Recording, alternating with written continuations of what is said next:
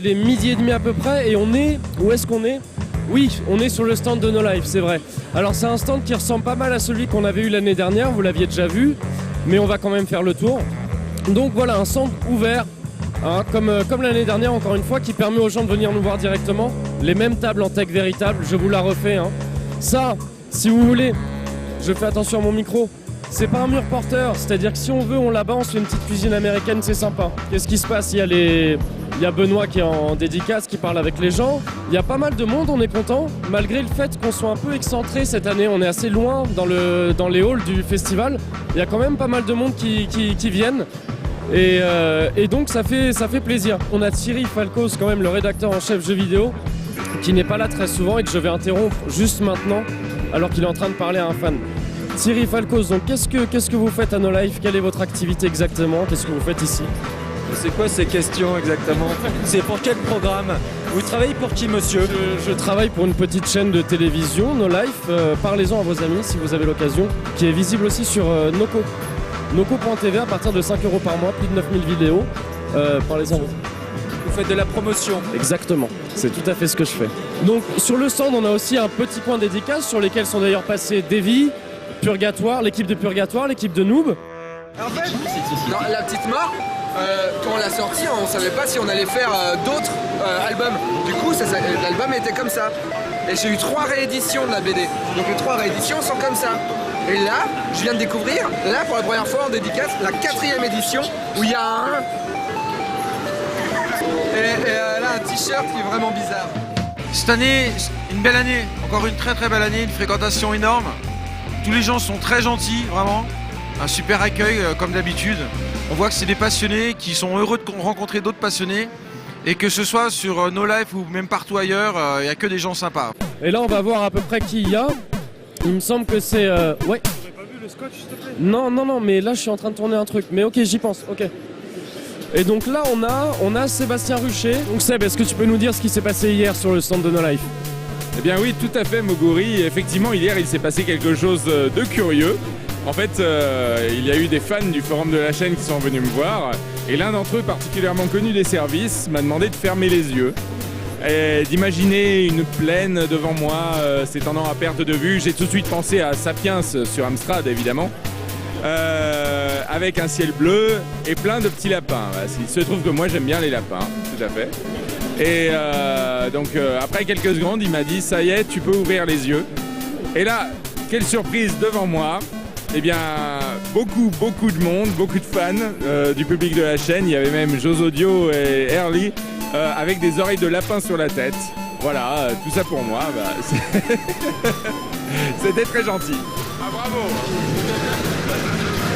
La peur justifie les moyens. Bon voilà, donc plein de petits lapins, usagi comme on dit en japonais, le saviez-vous? Voilà, c'est le petit plus No Life. Et si on va de ce côté-là, on va se mettre du côté des spectateurs. On va voir ça comme les spectateurs. Comme d'habitude, hein, une équipe de choc à la vente. Un cron surmotivé qui vend du No Life Story à l'appel, qui vend aussi des serviettes Hello Project, qui partent beaucoup. Vous voyez, tout ce qui est rayé, c'est qu'on n'en a plus.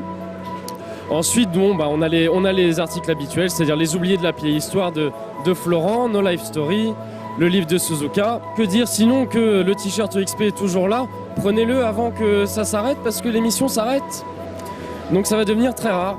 Voilà, Miami Idol, celui-là c'est mon préféré personnellement. Le t-shirt des 7 ans aussi, qui est très joli, qu'on voit ici. Donc since 2K7, on dit 2K7 pour se la péter un petit peu, The Original, qui est très sympa, que j'aime beaucoup. Et voilà pour le côté boutique. Mais donc c'est pas uniquement son stand No Life, il y a aussi eu d'autres choses à côté. Par exemple, qu'est-ce qu'on a eu? On a eu Marcus qui a fait un chez Marcus en live. On a eu le J-Top en live, le jeu Top également.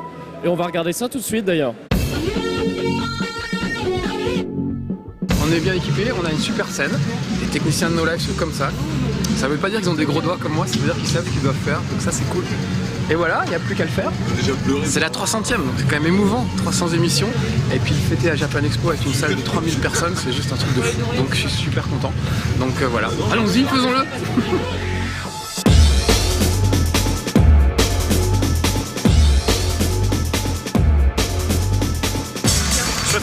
dans scooter. Est-ce que ça fait les placements libres? Mais qu'est-ce que tu veux faire exactement? On a déjà une demi-heure de retard par rapport au temps que ça avait pris sur la journée.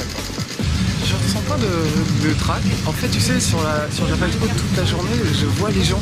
Je vois les gens qui viennent me voir pour des autographes, des dédicaces et tout. On se parle. Donc c'est un peu comme à la fin d'un dîner de famille, tu te lèves, tu danses sur la table, tu chantes un truc, tu connais tout le monde en fait.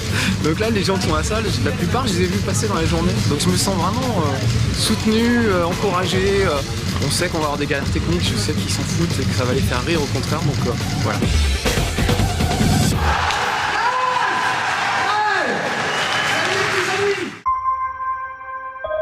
On vient d'appeler Seb à la rescousse, on était en panique, la playlist ne marchait pas, la playlist que Seb avait préparée amoureusement à 2h du matin.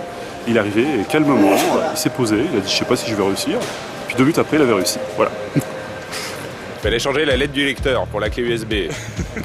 Pas de stress, tout va bien, tout va bien. C'est notre chef, on l'aime. Un top d'enregistrement. Ok. Je fais une intro avant. Avant le prélude. Ah ouais, je fais une intro avant. Pardon. Alors, ok, il monte sur scène.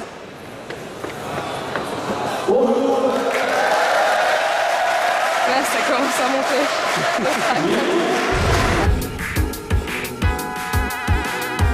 Médoc n'est pas là, on va pas trop lui en vouloir parce que du coup il a vraiment une rage dedans. J'espère que ça va être rempli. Ah, bah toi, qui es le caméraman volant, tu pourras prendre un peu des plans qu'il faut voir qu'il y a plein de monde. Donc en fait, moi et Mathilde on sera en régie ici et ça va commencer dans 5 minutes. Alors donc on a vu un peu ce qui s'est passé à côté en dehors du stand de No Life, mais il s'est aussi passé plusieurs choses sur le stand lui-même. Par exemple, on a eu Airly en dédicace quand même, connu pour son magnifique clip qui fait que des fans sont allés jusqu'à lui payer son billet d'avion pour qu'elle vienne ici. Elle nous a fait l'immense honneur de passer sur le stand pour des dédicaces, donc on est extrêmement contents. Eh bien, il y a une artiste qu'on a connue sur No Life sous le nom de Momoko. Maintenant, elle se fait appeler Airly. Et tout de suite, elle est là pour nous, elle est là sur le stand No Life. Bonjour, je m'appelle Airly. Je suis contente. フランスに来れて嬉しい。ノーライフのみんなに会えて嬉しい。ありがとう。 Alors, on t'a connue sur No Life. Tu t'appelais Momoko.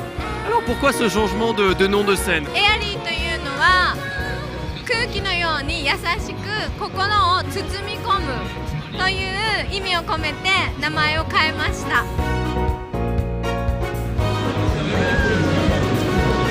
I love No Life。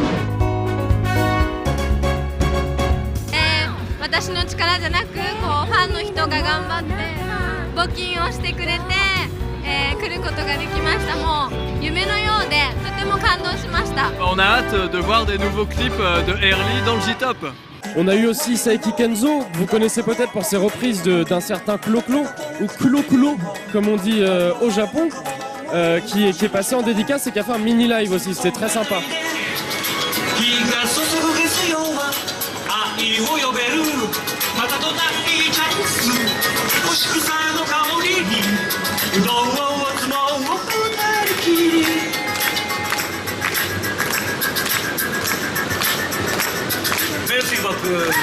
Mais il y a également Yoshiki qui est passé, mais là c'était tellement énorme qu'on va vous en parler dans un truc à part, parce que vraiment c'était Yoshiki quand même. Et donc là maintenant attention, exclusivité stand de No Life, je vais vous amener dans la réserve, c'est-à-dire en backstage un peu quelque part, là où se passe toute la magie en fait. Donc si on vous demande, vous répétez pas comment c'était à l'intérieur, c'est top secret. Ah merde, bah oui. Ah tiens, donc j'y suis, hop là. Bon, alors, c'est pas du tout... Ah tiens Jojo, tiens ton scotch, voilà. Bon malheureusement c'est pas du tout là où je voulais aller, donc je vais juste réactiver le téléporteur hein, parce que c'était pas tout à fait au point. Pip pip pip poup. Vous répétez pas le code, hein, il est secret. Ah voilà, là on est vraiment dans le backstage de No Life, avec donc toute l'équipe qui se repose, une personne que vous connaissez sûrement, qui répète quelque chose apparemment. Le Louvet comme on dit. Je travaille sur le plan de chez Marcus, c'est-à-dire le plan de caméra où on va poser les caméras, puis un petit storyboard griffonné comme ça en 3 minutes. J'ai mis une demi-heure putain. D'accord, donc cet homme nous ment.